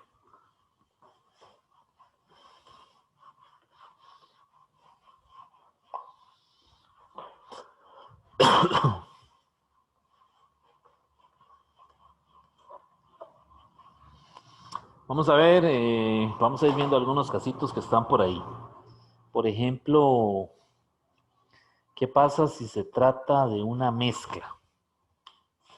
Ejemplos. Ejemplos de delta S. ¿Qué tal si se trata de una mezcla? Por ejemplo, cuando uno tiene un calorímetro y tiene adentro agua y le echó cubitos de hielo. Y lo tiene tapado, ¿verdad? Le puso una tapa y tiene un termómetro ahí. ¿Qué pasa si es una mezcla? Usted echó agua, hielo, sal, un cilindro de cobre y agita, ¿verdad? Y entonces espera que se calcula la temperatura de equilibrio. Entonces aquí el delta S sería la integral del dQ. ¿Quién sería el dQ? El dQ sería mc dt.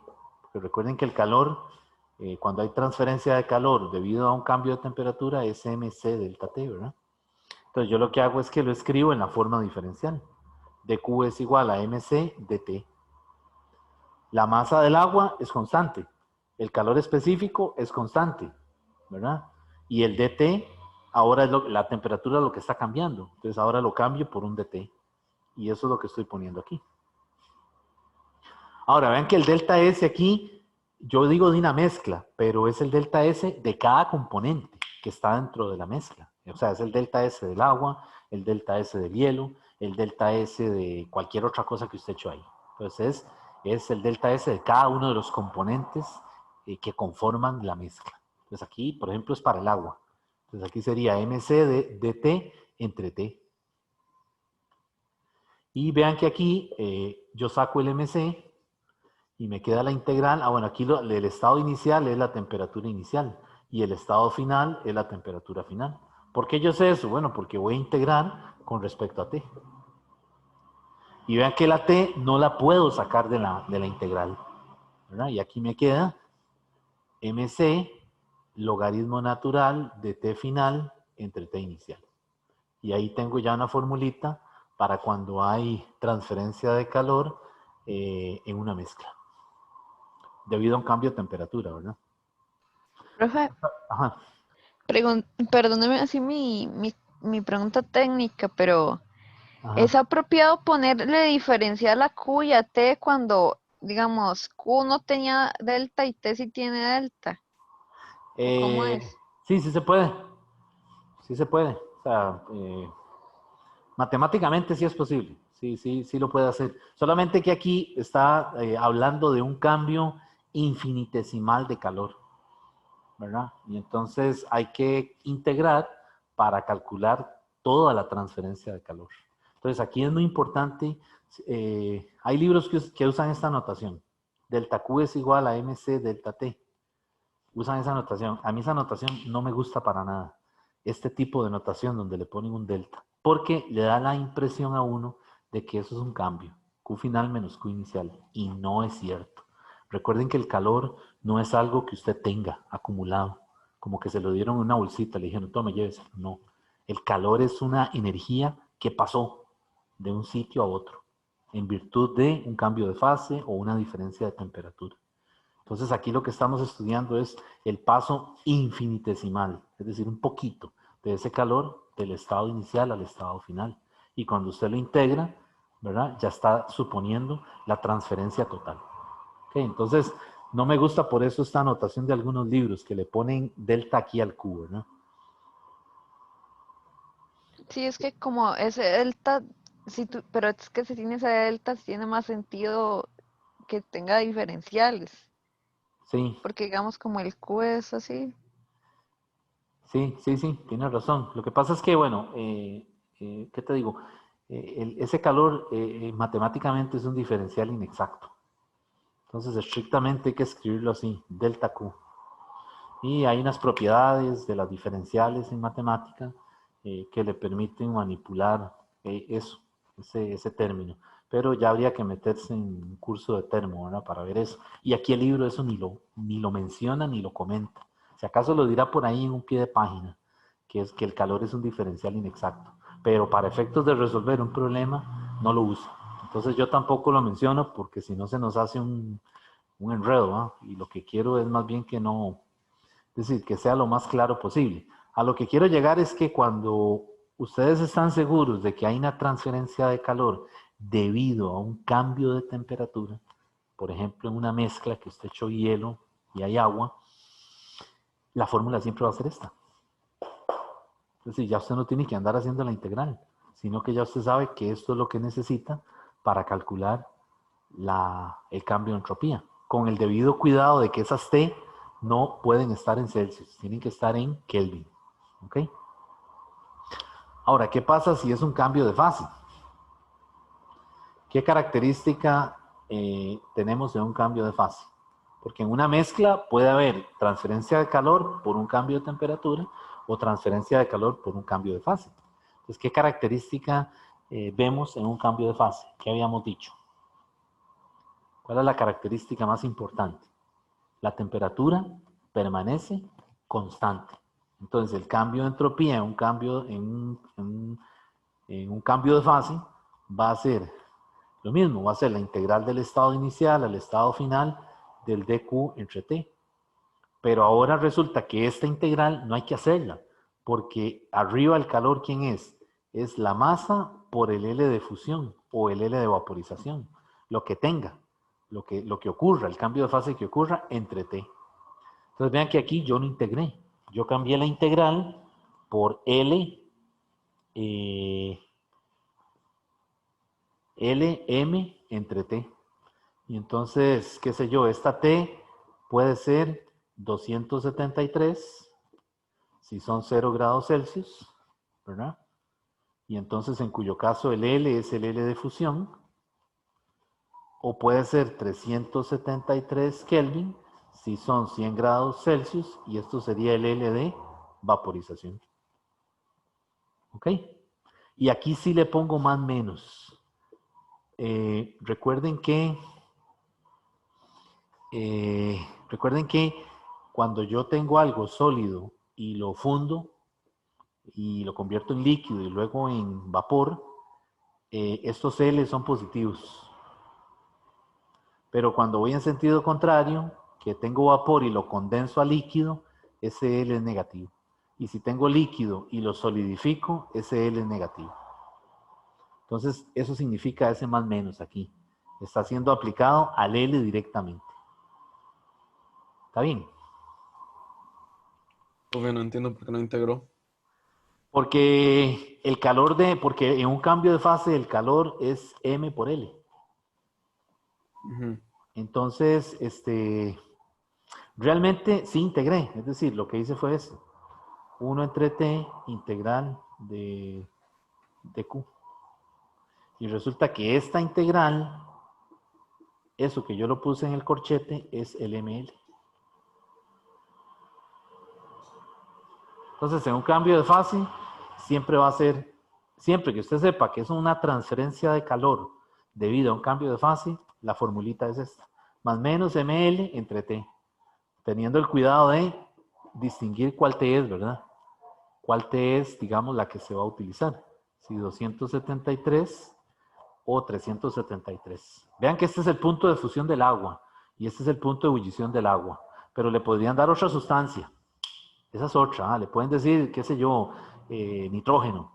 Entonces ya tendrían que ir a la tabla a buscar el punto de fusión del nitrógeno, que ya sería distinto al del agua, o el punto de vaporización del nitrógeno, que ya sería distinto al del agua.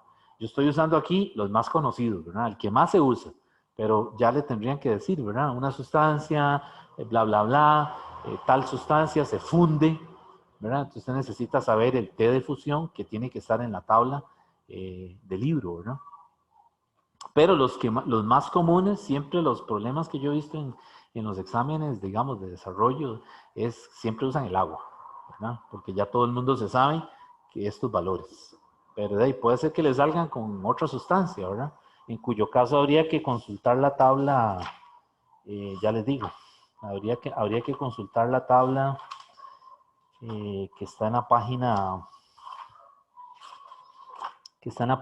510 del libro, donde están los puntos de fusión y los calores latentes y los puntos de vaporización de diferentes sustancias. ¿Okay?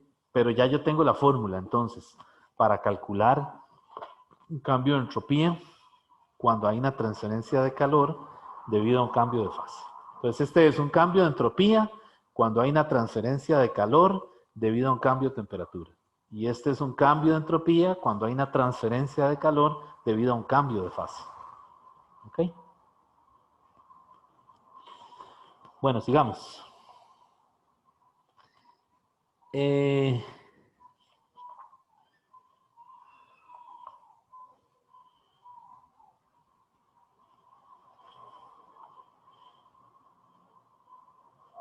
Ok, ¿cuál es el cambio de entropía de un ciclo?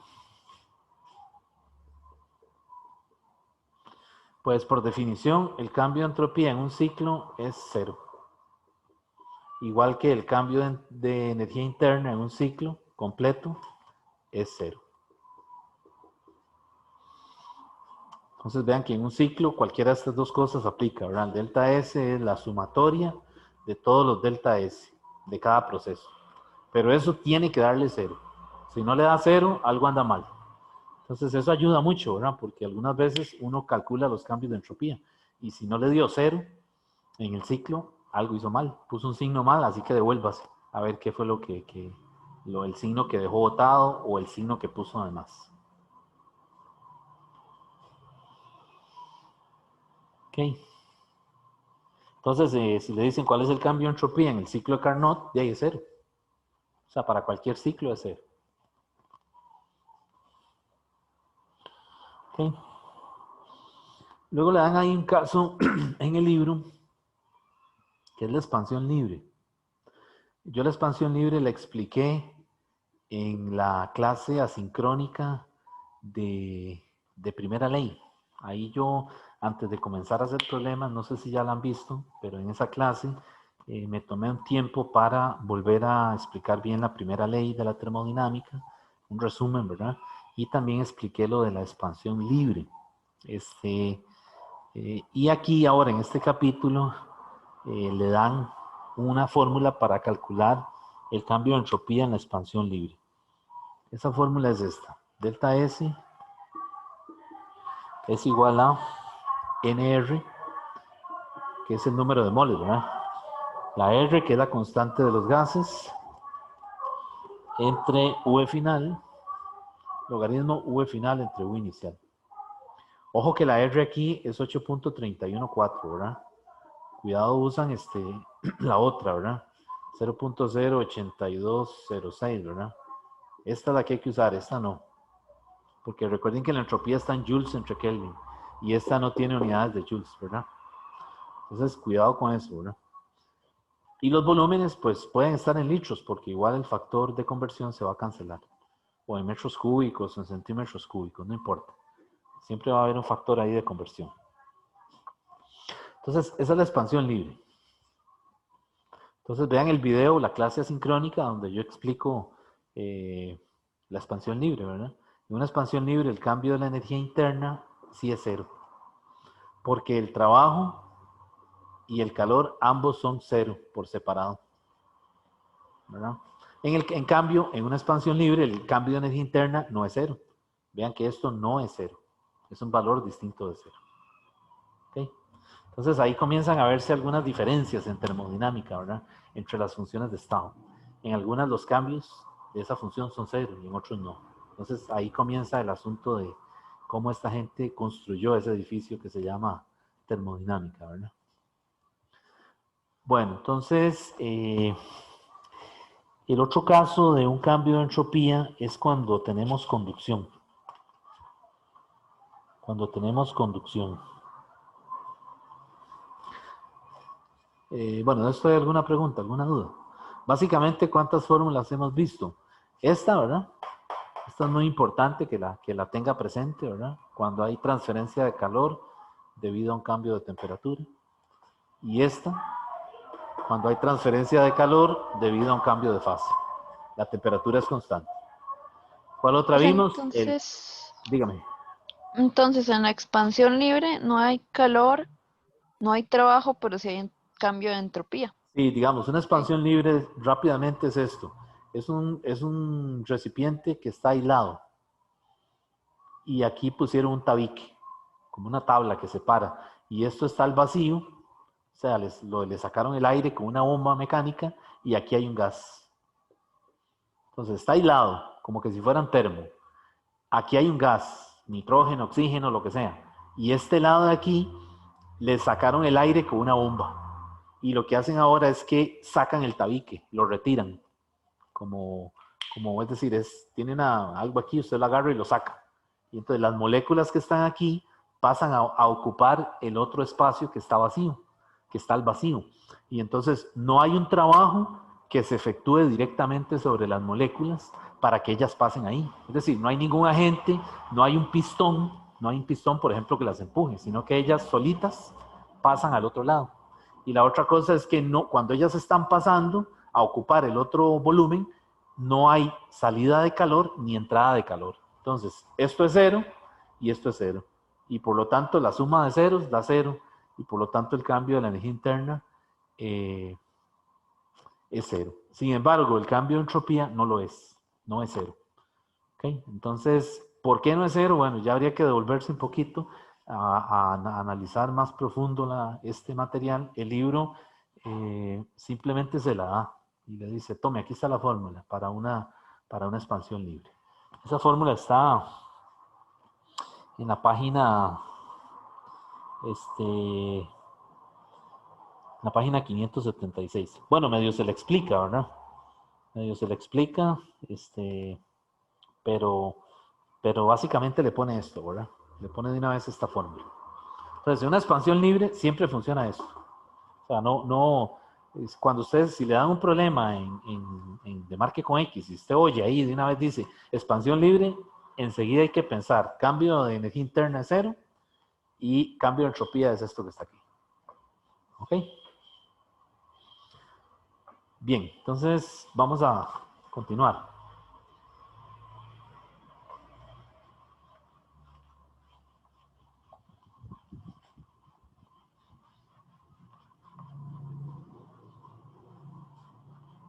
Entonces, de esto voy a hacer una clase asincrónica, ¿verdad? Donde resuelvo problemas de este material. Lo que pasa es que yo creo que ya no me va a dar tiempo de hacer un problema. Entonces, lo voy a hacer en la clase asincrónica, donde explico varios tipos de problemas de esto.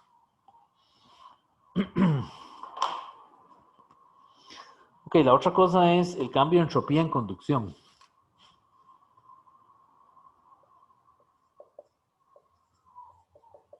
Cambio de entropía en conducción.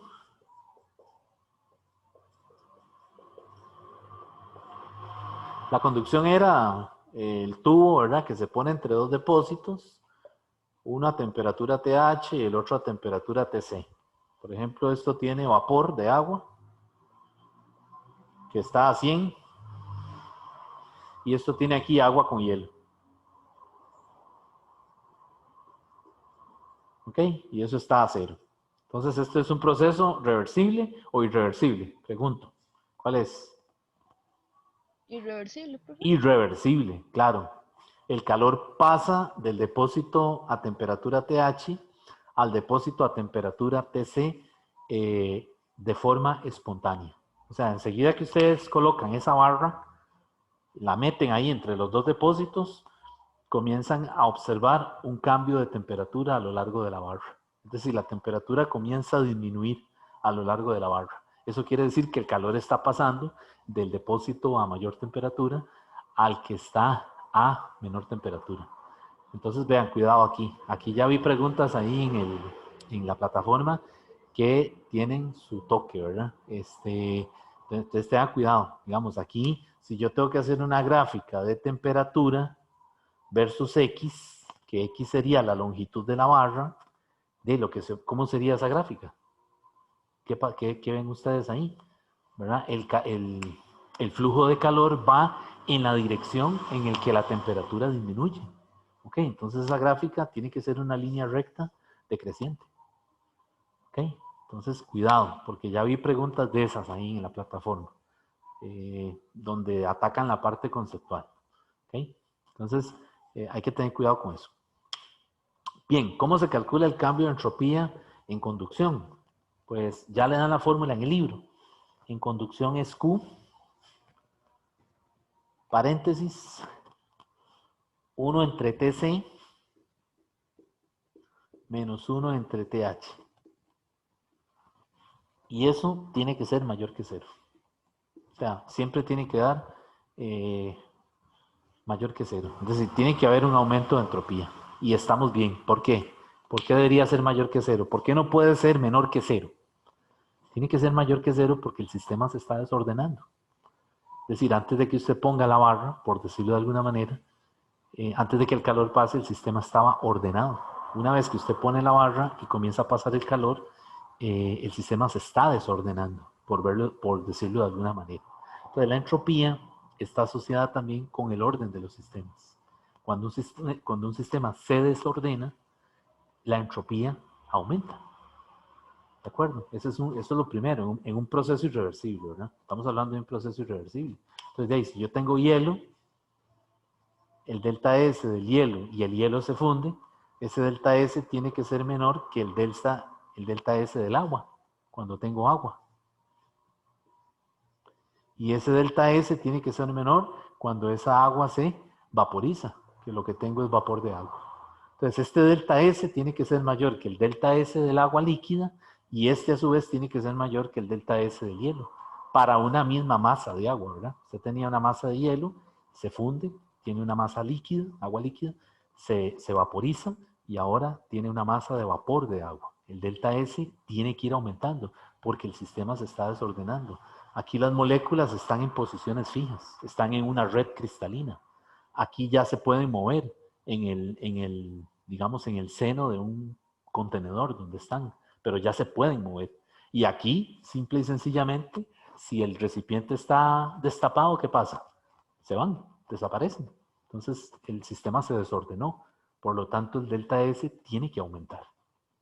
¿De acuerdo? Entonces, los procesos que se ordenan, cuando usted les aplica energía, ¿verdad? Que son procesos reversibles, el delta S tiende a disminuir. Pero en procesos espontáneos que se desordenan de gratis, el delta S tiene que aumentar. ¿Está bien? Entonces ven que esa parte hay mucho conceptual ahí, ¿verdad? Hay preguntillas de eso por ahí en la plataforma donde le presentan esas situaciones, ¿verdad? De procesos reversibles y procesos versus los irreversibles. ¿Ok? Entonces, finalizo con el enunciado, otro enunciado de la segunda ley, que este es el enunciado desde el punto de vista de la entropía. Este enunciado lo que dice es que la entropía del universo, la entropía del universo aumenta en todos los procesos reales. Este enunciado me gusta mucho a mí, ¿verdad? Porque es más general. Es decir, no son los enunciados de Clausius y el de Kelvin Planck, que son muy específicos, ¿verdad? Uno es para un motor y el otro es para un refrigerador. Este ya le está diciendo de la interacción del sistema con los alrededores, que se llama el universo. Entonces recuerden que en termodinámica tenemos el sistema, que está rodeado por una frontera. Esa frontera puede ser real o puede ser imaginaria. Imagínense un gas en el famoso cilindro con el pistón, ¿verdad? Y lo que está afuera, todo lo que está fuera del sistema, se llama los alrededores. Alrededores. O también le dicen el entorno. El entorno es todo lo que rodea al sistema. ¿Ok? Pero lo cierto es que sistema más entorno, eso es el universo. ¿Ok? Y el enunciado lo que le dice es que la entropía del universo, es decir, tomando en cuenta el sistema más los alrededores, aumenta en todos los procesos reales, o sea, en todos los procesos que son irreversibles. ¿Ok? Y la mayoría de los procesos en la naturaleza son reales. Todos los procesos que ocurren a nivel biológico son reales. Es decir, es imposible volverlos a su forma original.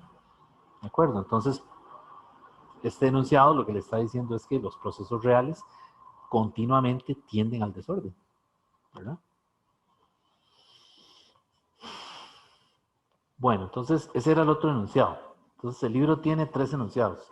El de Clausius, el KP, que es el de Kelvin Planck, y el enunciado que está relacionado con el concepto de entropía, ¿verdad?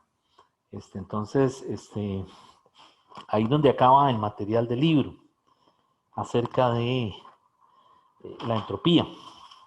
Y lo que nos quedaría entonces es preparar una clase donde resolvemos problemas de esto. La aplicación más importante de esto son ciclos, ¿verdad? Es decir, nos van a dar un ciclo y entonces hay que calcular todo lo que hemos venido calculando en estos 4 capítulos, ¿verdad? Presión, volumen, temperatura, los calores, los trabajos, los cambios de entropía, los cambios de energía interna y de último le dice, calcule la eficiencia. Entonces, en la clase que voy a preparar de esto, voy a hacer un problema de estos, posiblemente haga un problema de un ciclo para juntar o reunir todo eso, ese material, ¿verdad? Que ya hemos visto. Bueno, ¿alguna pregunta? Profe, en esto no nos va a salir nada de esto que venía en el libro de los, digamos, de las probabilidades. Sí, puede salir. En la sección 21.6. Podría salir. Y ahí hay una formulilla que le dan para calcular la entropía, que es esta. S igual KB logaritmo natural de W. Podría salir una pregunta de esas. ¿Conceptual o numérica? Sí. Voy a buscar a ver si me encuentro un problemita de esto para hacerles algo ahí. Y lo amplío en la clase asincrónica, ¿verdad? Yo siempre en la clase asincrónica trato de dar un resumen rápido de la teoría otra vez para entonces comenzar a hacer los problemas. Ok, profe. Gracias. Bueno, entonces, recuerden que el próximo examen es este domingo que viene, ¿verdad? Y ya lo pasaron en el horario de 8 a 1, creo. Así que se evalúan el capítulo 18, temperatura, y el 19, que es primera ley de la termodinámica. Profe, Bueno, este domingo de esta semana. sí, este domingo. Ok. Sí, ¿qué fecha es? 3, creo, 3 de octubre. Jueves es primero, viernes 2, sábado 3, no es 4. Es el 4. Dije 3, pero es el 4, creo. Porque creo que el jueves es primero. Viernes 2, sábado 3, sí. Tiene que ser 4 de octubre. Estaba diciendo 3 y es 4. Bueno, entonces quedaríamos aquí, jóvenes. Bueno, profe, gracias. Bueno, ok, hasta Ok, luego. profe, gracias. Por ahí les mandé la invitación también de la hora de consulta. Bueno, hasta luego. Bueno, gracias, profe. Ok, con gusto.